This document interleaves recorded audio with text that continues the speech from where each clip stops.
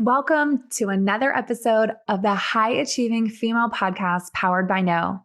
Today's episode is one of my favorites. You're going to get to meet my amazing friend and soul sister, Melanie Aubert. She is with I Am a Rich Man. She's a corporate dropout turned multi-seven-figure CEO. And some of the things we're talking about this episode are going to blow your mind. Law of attraction, taking in the money, not being afraid to spend. Wow, get ready. It's going to be a great one.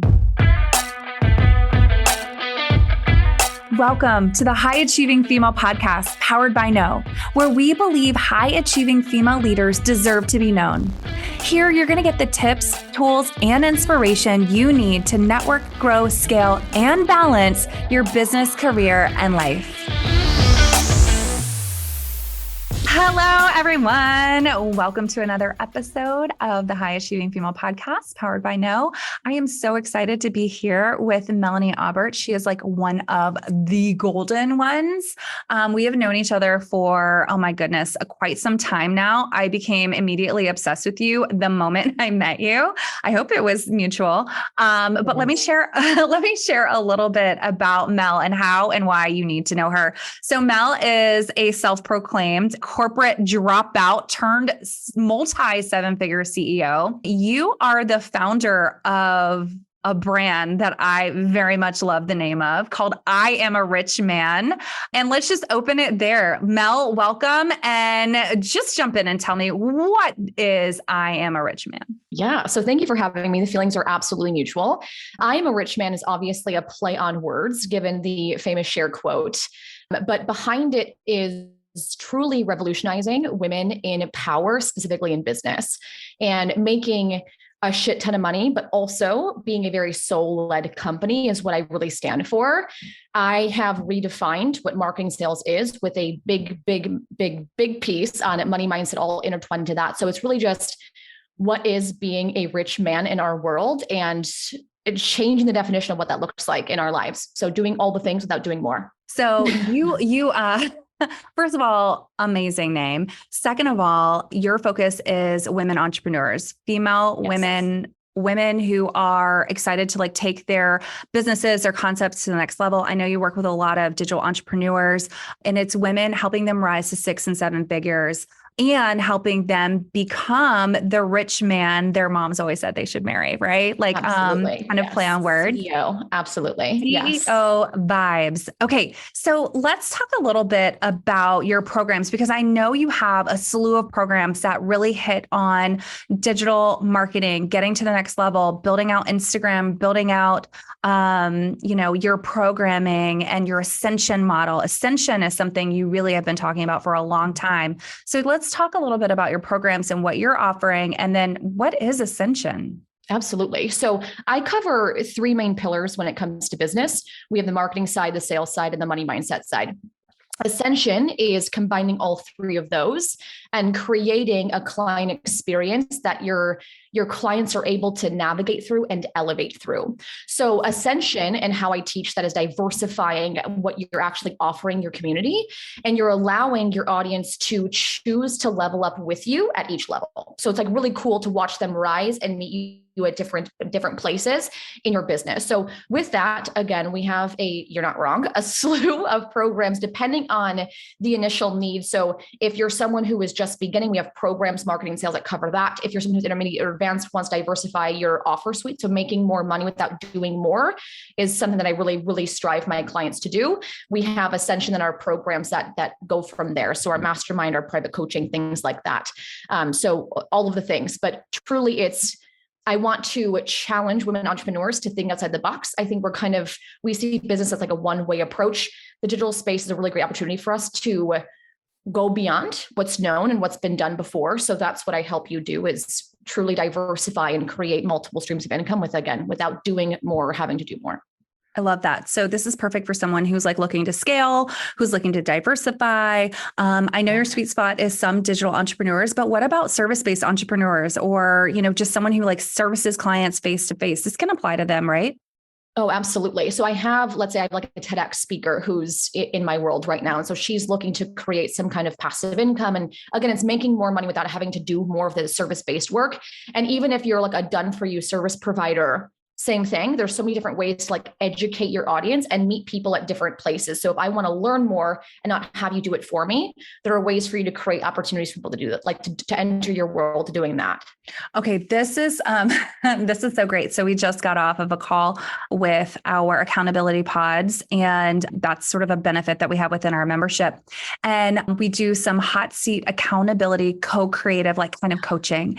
And one of the women that was in the accountability pod meeting today, she a little bit older, kind of like this is probably like her third career moving into the coaching space, has been doing a lot of like volunteer speaking and consulting, and wants to move now into the like, I need to be paid for this, right?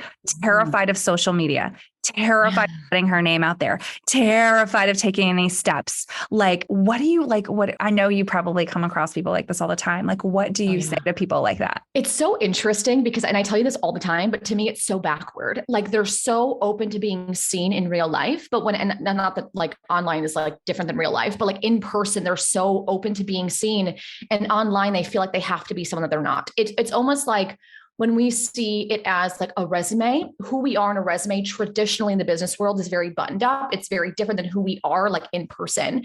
The way that social media or digital marketing has been taught is from a very masculine perspective. It's push, it's create need, it's all these things that naturally women repel.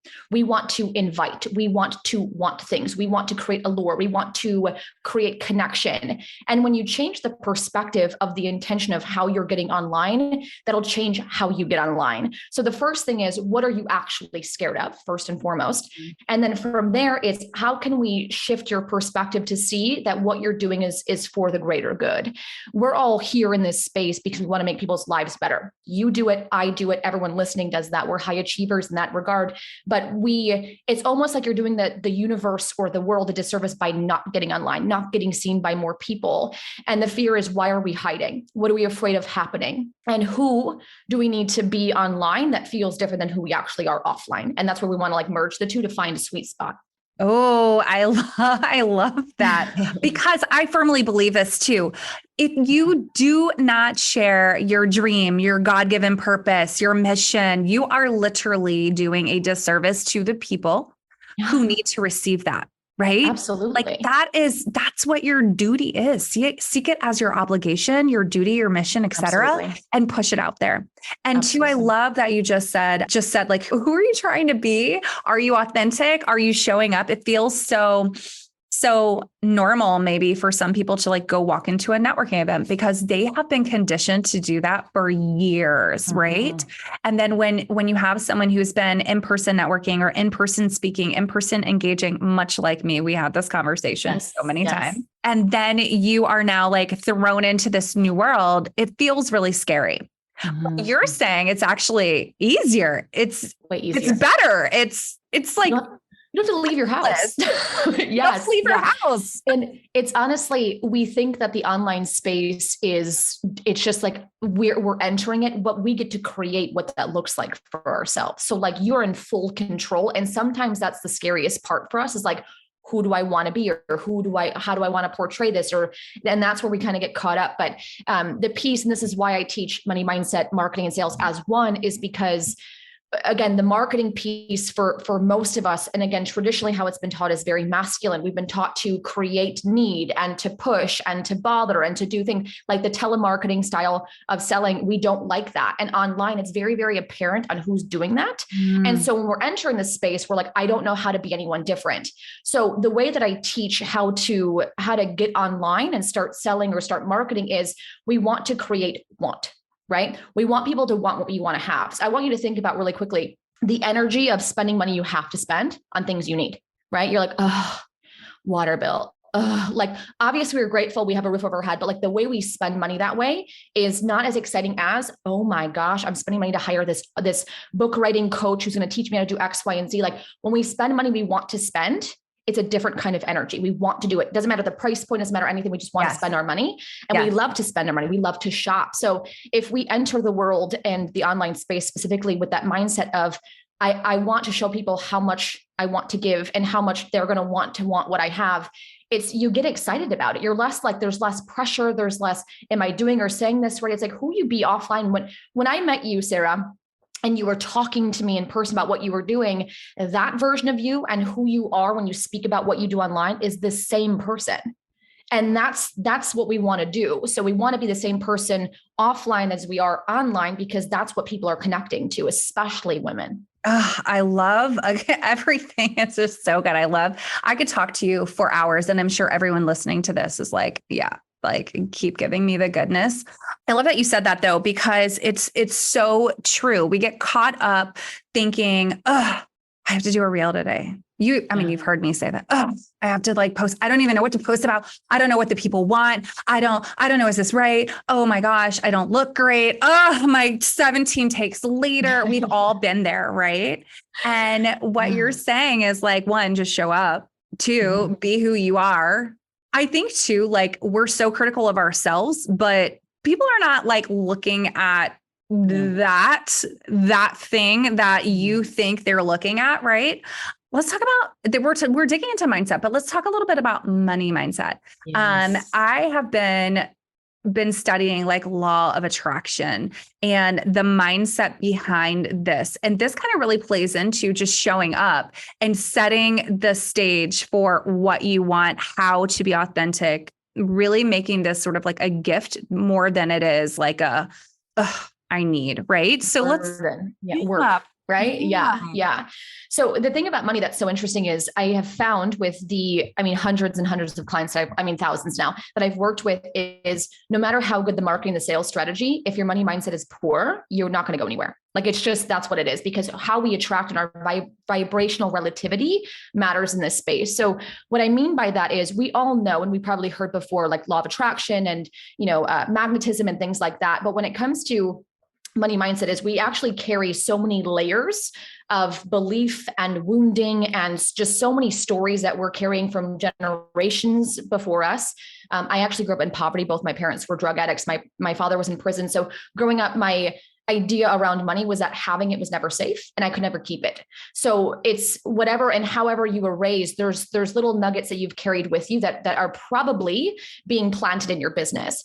The interesting thing about money mindset in business is it's very different than just money mindset outside of our business, because truly entrepreneurship is still relatively new, especially the way that we see it and how we're paving the way in this day and age. Meaning, growing up, entrepreneurship was like the person who invented the toaster, or like there was not a, we're global brand or things like what we're doing in this space just never existed, obviously, in my world. So being in this space, you carry so much more of like worthiness around money and how much I'm able to receive. And am I actually worth to charge this, or I have to, give more than I'm making. One of the examples that I love to give, because we all feel this, is our major fear of disappointment.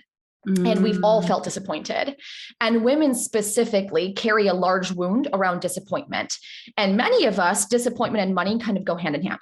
So I want you to think about, if I am every single day, before I even show up online or before I even make the post or, do my thing and sell my offer, and I'm already saying to myself, people probably won't buy, or they're going to think this is too expensive, or they're just not ready for this yet. Who do you think I'm attracting with that kind of language? Someone who's ready to buy, someone who wants to buy, someone who's excited to buy? Probably not, right? Right. Yes, vibrational relativity. So when we think about, and the reason why I say disappointment's a big piece of this is because we're trying to avoid being disappointed by anticipating the end result.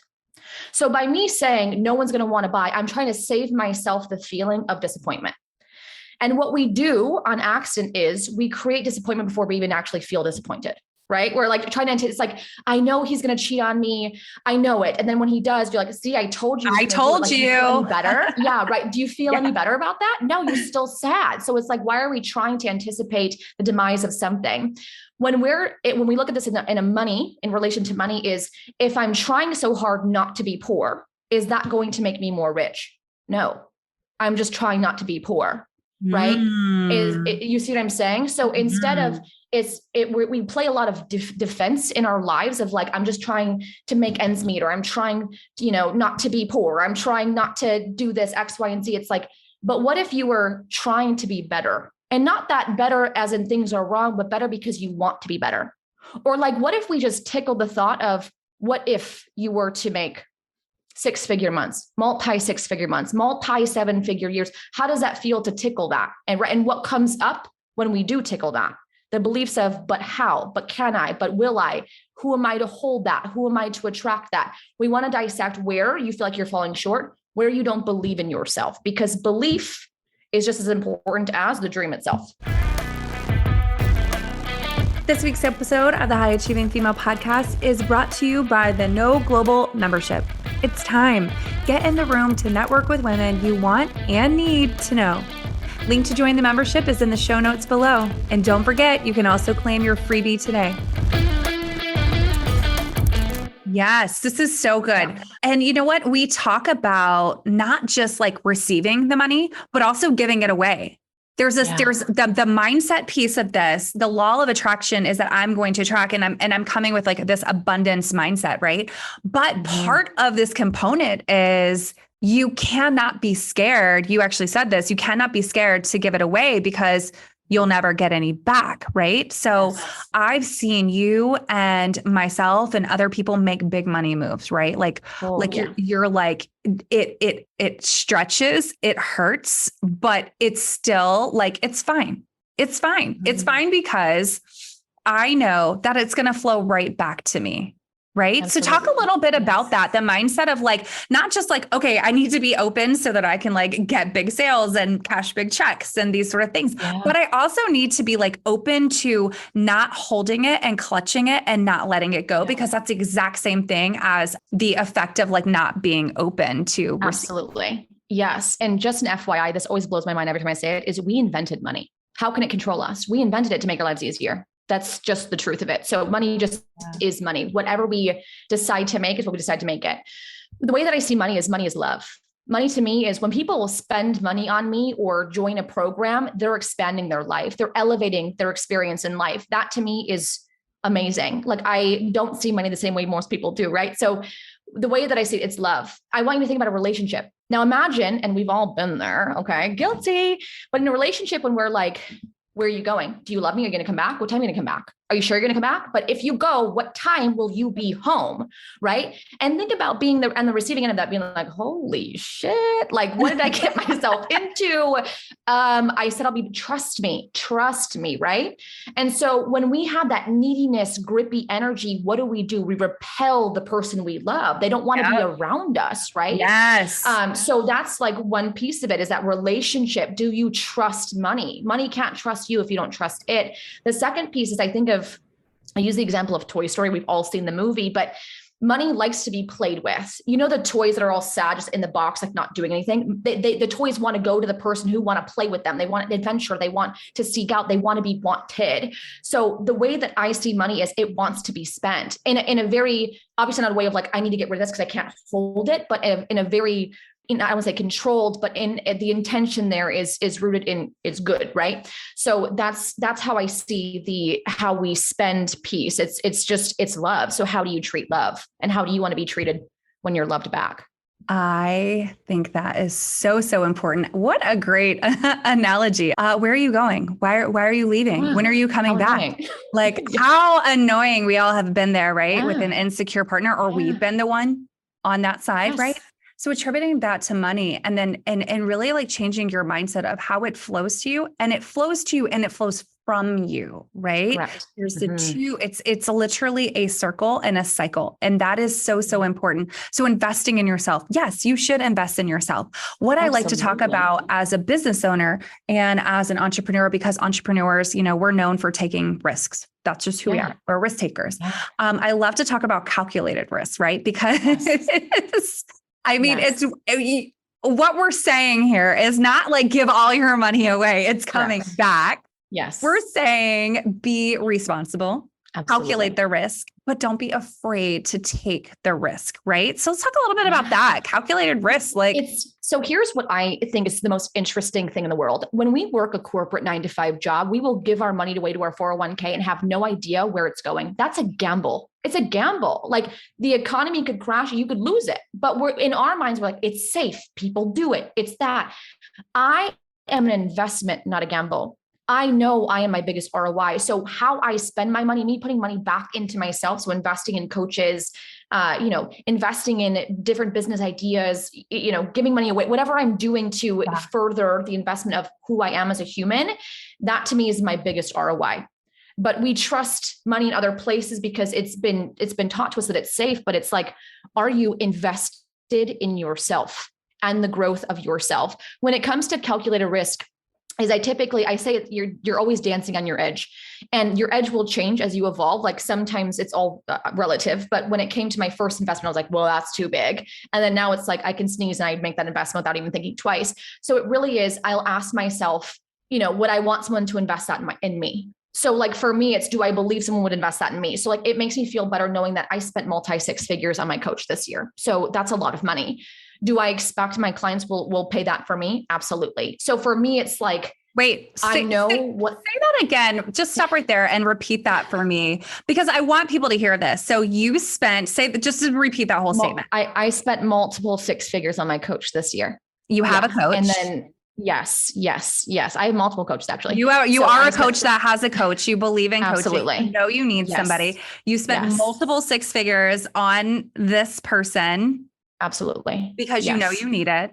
You're not scared. You didn't run from it. I'm scared, but but again, that's where our edge exists, right? Is like, if I'm not scared while I'm doing it, it's not big enough for me. It's not bold enough for me. Like, you know what I mean? Not that I have to like constantly feel this anxiety attack when I do it. Eventually it kind of like levels out as like less scary. But I always want to grow. So for me, I will get that back. It doesn't even faze me anymore, but my growth I'm the biggest investment. That's exactly right. And the second side of that is I spent multiple six figures on my coach this year, but am I scared? Hell yes, I'm scared. Was it a calculated risk? Absolutely yes, because I believe that they being my clients, will spend multiple six figures on me. Absolutely. It's coming right back. Yes. Tenfold is what I believe. Tenfold. Yeah. Can we talk about this Money Maven deck that you have? So you just recently released some products, and I am obsessed with this deck. I have the deck, and talk a little bit about like what the deck is. And I want people to go get this deck. So in the show notes, I'm going to put a link for you to purchase this deck, because this goes along with the money mindset and like the daily, urges or like tugs and reminders that you need to be like reciting. So what's the Money Maven deck? Yeah. So the Money Maven deck is actually 52 cards. So you have a card to pull every single day. There's different ways you can actually play with the deck. You can pull one every single day. And the idea is, I'm not about like just repeating affirmations and being like, I am worthy of money. It's like that to me does not actually anchor in the belief. So it's more of when you pull a card, what comes up for you? Like, are you like, ooh, I'm not feeling that today? Why? So it's just opportunities for you every single day at the start of your day or whenever you want to tap into where you're at in your belief around money. I have 30 years of money beliefs that are still in there somewhere, right? So like, it's just we're chiseling away all the old beliefs and then creating new ones every single day. That's the idea behind the deck. The deck was actually made. Every single card is hand-drawn by a female artist in Orlando. It was a labor of love, truly. So it takes the I'm a rich man to the next level. I'm just obsessed. Me too. It's my favorite thing on planet Earth. So yeah, the deck is a good way for you to tap into your frequency every day. I am obsessed with this deck. So you shuffle it up, you pick a card, you read it out, you like maybe meditate over it for a minute. You like breathe it in, you exhale any doubt out, and you start your day and like move on and just kind of like keep that. And then the next day you repeat. And the next day you repeat. We've been seeing, and I get so many videos and pictures of my people who have the deck are doing with their children. And I'm like, how beautiful to like create a new mindset, cultivate a new relationship with money with your children. Like we truly are. The reason why I love the money work so much is everyone who comes after us will treat it different. Like imagine a world where everyone wants to spend and understands the relationship and the want, because money never goes where it's needed. It goes where it's wanted. That's why poverty exists, right? So again, growing up the way that I did, it's like, had I been taught different, the road here might have looked a lot easier or different, right? So it's like the work that we're doing makes the path easier for everyone else. And it's just an exciting world to think about if we all saw money differently. Man, okay. Now you're breaking like generational, like Yes, poverty and mindset and beliefs. How amazing. Yeah. I feel like we're just cracking the surface. There's so much more to discuss. Our time is so short. So please just share with everybody who's listening how they can get in touch with you. We briefly talked about programs, the Money Maven deck. Like there's so many things that you offer. How do we find out more? So I would go over to my Instagram, or you can either go to imarichman.com, my website, just explore whatever you feel called to. I would suggest playing around, see how it feels, try it on. Any questions? My team is amazing, the DMs on Instagram. So it's Melanie Aubert on Instagram. Either way, we have all the goods on there. You have a podcast too. I do. I am the Rich Man podcast. Yes. So if you want to anywhere, Spotify, Apple Podcasts, we're everywhere. And you're dropping like nuggets and gems every week in these episodes. So if you want more of Mel, then get on the podcast, get on her website, buy the Money Maven deck, join some programs and really just like get into it. So I think that this law of attraction, the manifestation component, all of the things that we've talked about today are so critical, not just for us as humans, but especially for us as women. So thank you so much for being here, for sharing with us. I love you to pieces. And yeah, I can't wait to chat with you again. Perfect. Thank you. Thank you for joining us for this episode of the High Achieving Female Podcast, powered by No, where we believe it's time for high-achieving women like you to be seen, heard, and recognized. Until next time, remember, you deserve to be known.